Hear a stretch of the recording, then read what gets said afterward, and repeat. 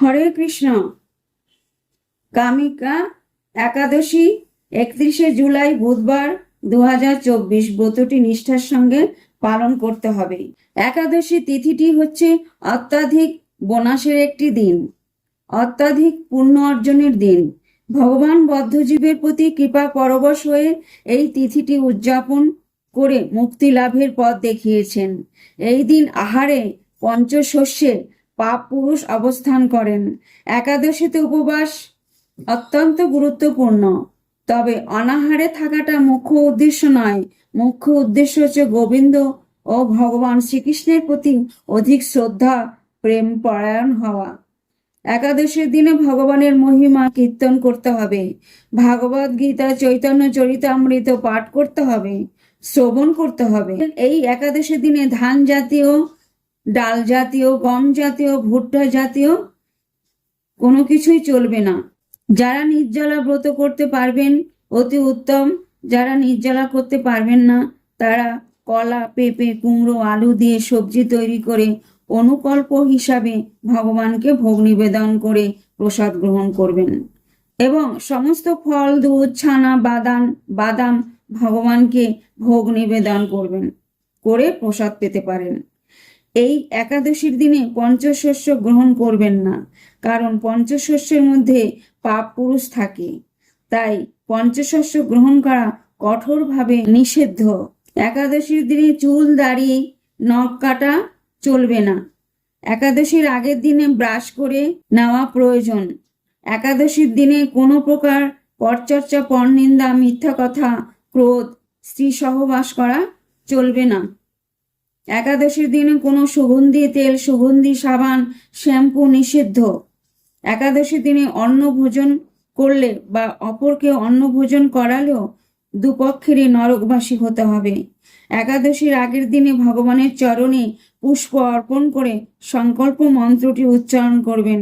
বারণ 5টা 6 মিনিট থেকে 9টা 30 মিনিটের মধ্যে। এখন আমি একাদশীর মহিমা প্রদান করব, শ্রবণ করুন। শ্রাবণ কৃষ্ণপক্ষিয়া কামিকা একাদশীর কথা ব্রহ্ম বৈবর্ত পুরাণে যুধিষ্ঠির শ্রীকৃষ্ণ সংবাদে বলা হয়েছে। যুধিষ্ঠির মহারাজ শ্রীকৃষ্ণকে বললেন, হে গোবিন্দ, হে বাসুদেব, শ্রাবণ মাসের কৃষ্ণপক্ষের একাদশীর নাম এবং মহাত্মা সবিস্তারে আমার কাছে বর্ণনা করুন। তা শুনতে আমি অত্যন্ত কৌতূহলী। প্রতি উত্তরে ভক্তবৎসল ভগবান শ্রীকৃষ্ণ বললেন, হে রাজন, পূর্বে দেবশ্রী নারদ প্রজাপতি ব্রহ্মাকে এই প্রশ্ন করলে তিনি যে উত্তর প্রদান করেছিলেন, আমি এখন সেই কথাই বলছি। আপনি মনোযোগ সহকারে তা শ্রবণ করুন। একসময় ব্রহ্মার কাছে ভক্তশ্রেষ্ঠ নারদ জিজ্ঞাসা করলেন, হে ভগবান, শ্রাবণ মাসে কৃষ্ণপক্ষী একাদশীর নাম কি? এর আরাধ্য দেবতা কে? সেই ব্রতের বিধি বা কিরকম এবং এই ব্রতের ফলে কি পুণ্য লাভ হয় তা সবিশেষ জানতে ইচ্ছা করি। আপনি কৃপা করে আমাকে তা জানালে আমার জীবন ধন্য হবে। শ্রী নারদের কথা শুনে ব্রহ্মা অত্যন্ত সন্তুষ্ট হলেন। তিনি বললেন, হে বৎস, জগৎজীবের মঙ্গলের জন্য আমি তোমার প্রশ্নের যথাযথ উত্তর দিচ্ছি, তুমি তা শ্রবণ করো। শ্রাবণ মাসে কৃষ্ণপক্ষী একাদশীর কামিকা নামে জগতে প্রসিদ্ধ। এই একাদশীর মহাত্মা শ্রবণে বাষ্পেয় যজ্ঞের ফল লাভ হয়। ভগবান শ্রীহরি পূজা অর্চনা অপরিমিত পূর্ণ ফল লাভ প্রদান করে। গঙ্গা, গোদাবরী, কাশী, নৈমিষারণ্যে, পুষ্কর ইত্যাদি তীর্থ দর্শনের সমস্ত ফল একমাত্র কৃষ্ণ পূজার মাধ্যমে কোটি গুণ লাভ করা যায়। পাপনাশক শ্রেষ্ঠ ব্রত আর জগতে নেই।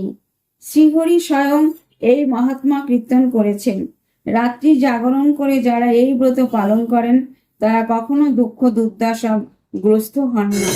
এই ব্রত পালন করে কখনো নিম্নজনে প্রাপ্ত হন না। তুলসী পত্রে যিনি শ্রীহরি পূজা করেন, পদ্ম পাতায় জলের মতো তিনি পাপের নির্লিপ্ত থাকেন। তুলসী পত্র দিয়ে বিষ্ণু পূজায় ভগবান যেমন সন্তুষ্ট হন, মণিমুক্তাদি মূল্যবান রত্নের মাধ্যমেও তেমনি প্রীত হন না। যিনি কেশবকে তুলসী মঞ্জরি দিয়ে পূজা করেন তার জন্মর্জিত সমস্ত পাপ ক্ষয় হয়ে যায়। এই প্রসঙ্গে ব্রহ্মা বললেন, হে নারদ, যিনি তুলসীকে প্রত্যহ দর্শন করেন তার সকল পাপরাশি বিদরিত হয়ে যায়। যিনি তাকে স্পর্শ করেন তার পাপ মলিন দেহ পবিত্র হয়ে হয়। তাকে প্রণাম করলে সমস্ত রোগ দূর হয়। তাকে জল সিঞ্চন করলে যম তার কাছে আসতে ভয় পান। শ্রীহরি চরণে তুলসী অর্পিত হলে ভগবত ভক্তি লাভ হয়। তাই হে কৃষ্ণ ভক্তি প্রদায়িনী, তোমায় প্রণাম করি।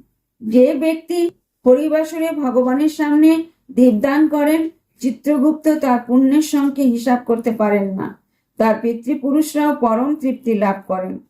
শ্রীকৃষ্ণ বললেন, হে রাজন, আমি আপনার কাছে সর্ব পাপ হারিণী কামিকা একাদশীর মহাত্মা বর্ণনা করলাম। অতএব যিনি ব্রহ্ম হত্যা, প্রাণী হত্যা, পাপ বিনাশিনী, মহাপুণ্য ফলদায়ী এই ব্রত পালন করবেন ও মহাত্মা শ্রদ্ধা সহকারে পাঠ অথবা শ্রবণ করবেন, তিনি সর্ব পাপ থেকে মুক্ত হয়ে বিষ্ণুলোকে গমন করবেন। হরে কৃষ্ণ।